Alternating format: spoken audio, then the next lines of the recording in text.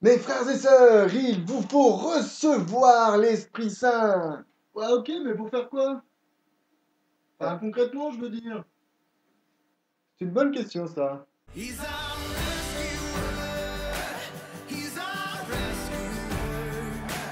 We are free from sin forever.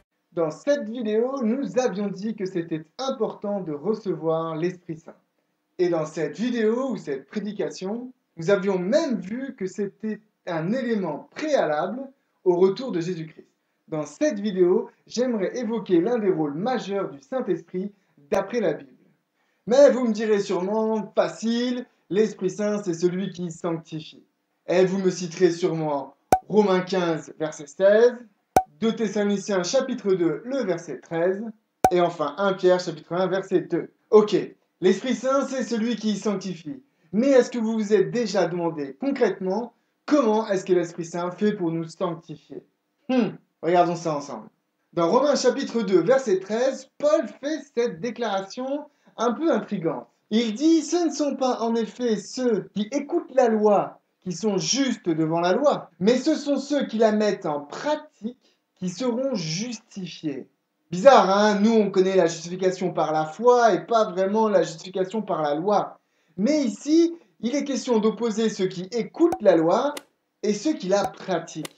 Un tout petit peu plus loin, il va expliquer son propos. Au verset 29. Le juif, d'après Paul, c'est celui qui l'est intérieurement. Et la circoncision, c'est celle du cœur, selon l'esprit, et non selon la lettre. Petite explication de texte. Grosso modo, dans le début de son épître aux Romains, Paul expose le problème suivant. Personne ne peut être sauvé en raison de ses actes. Il n'y a aucun mérite qui peut vous emmener, vous ou moi, plus proche du ciel. Et s'il parle de ça, c'est parce qu'il y avait certains chrétiens, qu'on appelle les judéo-chrétiens, des juifs convertis au christianisme, qui pensaient justement que d'être de ceux qui gardent la loi faisait d'eux des personnes plus méritantes que les autres, et c'est par une série d'actes et de rites qu'ils vont pouvoir s'introduire au ciel. Pour eux, l'obéissance à la loi, et donc la circoncision, était indispensable pour être sauvé. Reprenons. Avec les deux textes que nous venons de lire, Paul confirme bien que ce sont ceux qui pratiquent la loi qui obtiendront justice,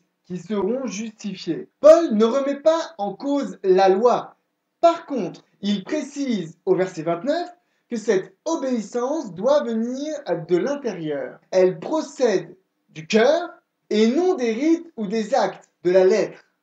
Il précise même que c'est l'Esprit Saint qui permet cela. C'est l'Esprit Saint qui effectue la vraie circoncision, celle du cœur. D'ailleurs, vous savez, cette association cœur, loi, esprit, c'est pas la seule fois où Paul va la faire.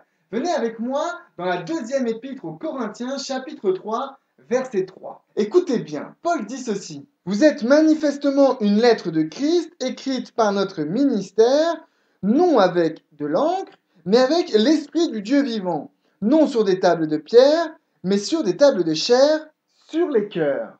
Est-ce que vous voyez l'opposition que Paul fait ici? D'un côté, il parle des tables de pierre qui sont écrites avec de l'encre, et de l'autre côté, il parle des tables de chair qui, elles, sont écrites, vous avez bien noté, avec le Saint-Esprit. Qu'est-ce que Paul essaye de dire ici? Eh bien que ce que Dieu a fait au Sinaï, en donnant la loi au peuple, il veut faire exactement la même chose aujourd'hui en nous donnant la loi à nous. Et cette fois-ci, la loi n'est pas extérieure comme elle l'était au peuple, les tables de pierre, mais elle doit devenir intérieure, sur les cœurs. Revenons un petit coup à Romains. Paul va approfondir cette notion dans Romains chapitre 7, versets 18 à 23. Ce qui est bon, je le sais, n'habite pas en moi, c'est-à-dire dans ma chair. J'ai la volonté, mais non le pouvoir de faire le bien. Car je ne fais pas le bien que je veux, et je fais le mal que je ne veux pas. Et si je fais ce que je ne veux pas, ce n'est plus moi qui le fais, c'est le péché qui habite en moi. Je trouve donc en moi cette loi. Quand je veux faire le bien, le mal est attaché à moi. Car je prends plaisir à la loi de Dieu selon l'homme intérieur. Mais je vois dans mes membres une autre loi qui lutte contre la loi de mon entendement et qui me rend captif de la loi du péché qui est dans mes membres. Est-ce que vous avez seulement remarqué le nombre de fois où Paul parle de loi dans ce passage? En fait, il y a même plusieurs lois différentes. On en distingue au moins 3 ici. La première, c'est tout simplement la loi de Dieu. Puis ensuite, il nous parle de la loi de l'entendement. L'entendement, ce n'est rien d'autre que mon intelligence. C'est l'homme intérieur, nous dit Paul. Et ce que nous dit Paul, c'est que cet homme intérieur est attiré par la loi. Le texte nous dit même qu'elle prend plaisir à la loi de Dieu. Est-ce que toi aussi tu prends plaisir à la loi de Dieu? Si t'es pas trop sûr, va lire Exode chapitre 20 et reviens un petit peu plus tard. On voit ici que la loi de Dieu, elle est un petit peu, disons, passive. Elle est là, mais c'est tout. Puis à ce moment-là, on nous parle d'une troisième loi qui vient un petit peu tout gâcher. Paul l'appelle la loi du péché. Et regardez bien, quelle influence est-ce que cette loi a sur l'homme? Elle empêche l'homme de pouvoir accomplir la loi de Dieu. Et oui, Romains chapitre 7, verset 14 dit « Nous savons en effet que la loi est spirituelle, mais moi je suis charnel, vendu au péché. » Vendu au péché? Pourquoi? Parce que la loi du péché est bien plus forte que la loi de mon entendement, nous dit Paul. Moi, je suis charnel, et du coup, même si mon entendement prend plaisir à la loi de Dieu, la loi du péché qui est en moi me fait faire l'inverse de ce que mon entendement a envie de faire. C'est pour ça qu'au verset 18, il dit « Je fais ce que je ne veux pas, je ne fais pas ce que je veux » et qu'il conclut au verset 24 « Misérable que je suis, qui me délivrera du corps de cette mort ?» Et il résume très bien la situation au verset 25. « Grâce soit rendue à Dieu par Jésus-Christ notre Seigneur, ainsi donc moi-même, je suis par l'entendement esclave de la loi de Dieu, et je suis par la chair esclave de la loi du péché. » C'est triste, hein? Mais t'inquiète pas, Paul ne s'arrête pas là. Si toi aussi tu te sens tous les jours dans cette situation, tu aimerais bien faire mais tu n'y arrives pas, Paul va venir te proposer une solution. Lisez avec moi Romains chapitre 8, verset 2. Paul nous dit « La loi de l'esprit de vie en Jésus-Christ m'a affranchi de la loi du péché et de la mort. » Alléluia! C'est ici que l'Esprit Saint intervient et que l'on va pouvoir comprendre concrètement ce qu'est la sanctification. Notez donc bien ce que nous dit le texte ici. Tout à l'heure, on avait 3 lois. La loi de Dieu, la loi de mon entendement et la loi du péché. Mais ici, on vient rajouter une 4e loi, la loi de l'esprit de vie en Jésus-Christ. Et vous avez remarqué quel est le rôle de cette loi? Elle affranchit. Et elle affranchit de quoi? De la loi du péché. Tu vois, l'esprit n'affranchit pas de la loi de Dieu. Je continue de prendre plaisir à la loi de Dieu. Ce dont Jésus me libère, c'est de la loi du péché.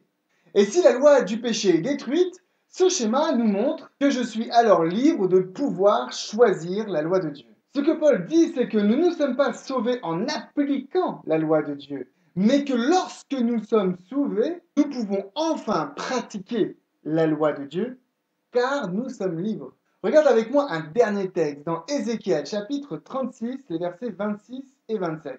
Je vous donnerai un cœur nouveau et je mettrai en vous un esprit nouveau. J'ôterai de votre corps le cœur de pierre et je vous donnerai un cœur de chair. Je mettrai mon esprit en vous et je ferai en sorte que vous suiviez mes ordonnances et que vous observiez et pratiquiez mes lois. Ce texte est très clair sur le rôle de l'esprit. Ce texte me dit que lorsque l'Esprit de Dieu habite en moi, il va me faire garder la loi. Il va me faire pratiquer la loi. C'est par l'Esprit que je vais pouvoir pratiquer la loi et garder les ordres de Dieu. Les 10 commandements, mais aussi tous les ordres que Dieu fera. J'espère que cette vidéo était claire. Ce que j'ai essayé de démontrer, c'est que la loi de Dieu, Dieu ne l'a pas mise à la poubelle au moment où Christ est monté à la croix. Mais maintenant que nous sommes chrétiens après la croix, nous pouvons enfin pratiquer la loi de Dieu, non pas pour être justifiés, mais parce que nous sommes justifiés. Ainsi, l'Esprit de Dieu qui vit en nous va nous permettre de garder cette loi. Et cette loi, c'est les 10 commandements et toutes les autres. Elle comprend donc l'ensemble des commandements qu'on trouve dans Exode 20, mais tous les ordres que Dieu pourrait nous dire aujourd'hui. Parce que nous sommes libres, nous allons enfin pouvoir obéir. J'attends vos commentaires et merci à tous ceux qui sont abonnés. Je t'invite aussi à t'abonner si ce n'est pas encore le cas, parce qu'il va y avoir plein d'autres vidéos et qu'il faut en louper aucune. À très bientôt et que Dieu vous bénisse. He's on